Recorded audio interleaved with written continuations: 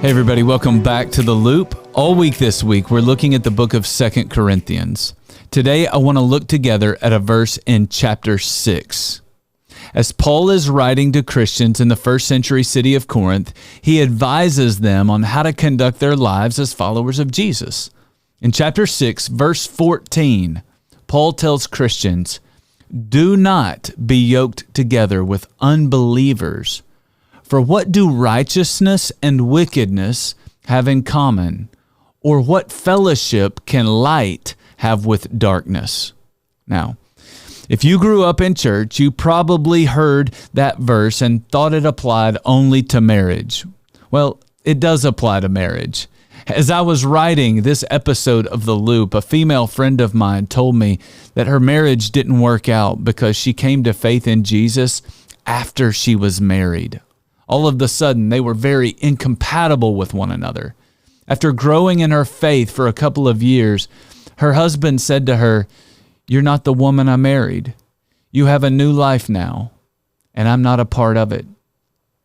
It was obvious to him that a person who is a follower of Jesus is incompatible with people who are not followers of Jesus. It makes it hard to have a relationship with one another.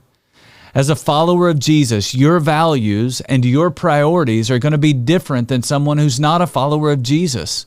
Marriage is always hard, but it's really hard when you don't share the same values and you don't have the same priorities.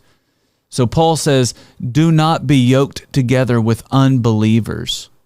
Now, while this verse obviously applies to marriage, I want you to consider that this verse may also apply to business partnerships.